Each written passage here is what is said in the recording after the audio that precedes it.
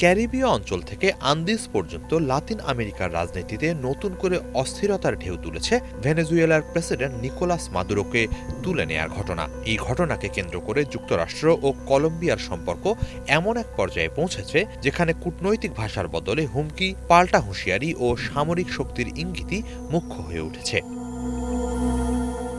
উত্তেজনার কেন্দ্রে এখন কলম্বিয়ার প্রেসিডেন্ট, সাবেক গেরিলা যোদ্ধা গুস্তাভো পেত্রো। মাদুরোর পর তাকেও হুমকি দিচ্ছেন মার্কিন প্রেসিডেন্ট ডোনাল্ড ট্রাম্প। এর জবাবে কড়া হুঁশিয়ারি জানিয়েছেন পেত্রো।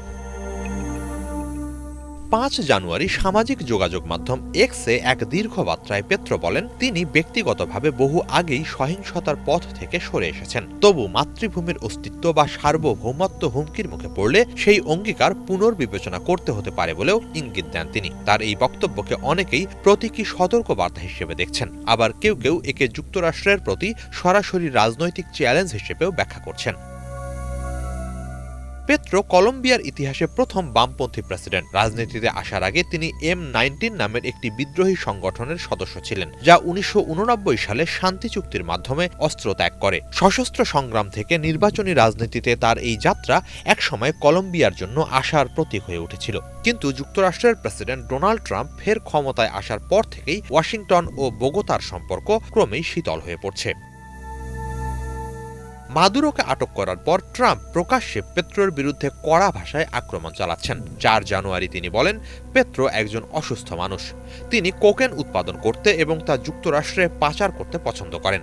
এসবের জেরে পেত্রোকে সতর্ক থাকারও হুমকি দেন তিনি। ট্রাম্পের এ ধরনের মন্তব্য লাতিন আমেরিকার রাজনৈতিক পরিসরে ব্যাপক প্রতিক্রিয়া সৃষ্টি করেছে। সর্বশেষ ভেনেজুয়েলায় অভিযানের মাধ্যমে দেশটির প্রেসিডেন্ট নিকোলাস মাদুরো ও তার স্ত্রীকে আটক করার ঘটনায় লাতিন আমেরিকার পরিস্থিতি জটিল হয়ে উঠছে। পেত্রো শুরু থেকেই এসব পদক্ষেপকে আন্তর্জাতিক আইন ও আঞ্চলিক স্থিতিশীলতার পরিপন্থী বলে মন্তব্য করে আসছেন। অন্যদিকে যুক্তরাষ্ট্র কোনো সুনির্দিষ্ট প্রমাণ হাজির না করেই পেত্রোর নামে মাদক পাচারের অভিযোগ এনে পরিবারের সদস্যসহ তার বিরুদ্ধে আর্থিক নিষেধাজ্ঞা আরোপ করেছে। শুধু তাই নয়, মাদক বিরোধী যুদ্ধে মিত্রদেশের তালিকা থেকেও বাদ দেওয়া হয়েছে কলম্বিয়াকে। এসব নিয়ে দুই দেশের সম্পর্কে নতুন করে টানাপোড়েন সৃষ্টি হয়েছে। সার্বিক প্রেক্ষাপটে পেত্রো সতর্কতা জানিয়ে বলেছেন, কলম্বিয়ায় মার্কিন সামরিক আগ্রাসনের ফল ভয়াবহ হতে পারে। যুক্তরাষ্ট্রকে সতর্ক করে দিয়ে তিনি বলেন, ভুল গোয়েন্দা তথ্যের ভিত্তিতে নেওয়া সিদ্ধান্ত সাধারণ মানুষের প্রাণহানি ঘটাতে পারে এবং নতুন করে গেরিলা যুদ্ধ, বিদ্রোহ ও সহিংসতার জন্ম দিতে পারে। ২০২৬ সালের জাতীয় নির্বাচনের আগে এই উত্তেজনা পেত্রো সরকারের জন্য বড় রাজনৈতিক চ্যালেঞ্জ হয়ে উঠতে যাচ্ছে। বিশ্লেষকদের মতে কলম্বিয়ার ডানপন্থী রাজনৈতিক দলগুলোর সঙ্গে ট্রাম্প প্রশাসনের ঘনিষ্ঠতা দেশটির অভ্যন্তরীণ রাজনীতিকে আরও মেরুকরণের দিকে নিয়ে যেতে পারে।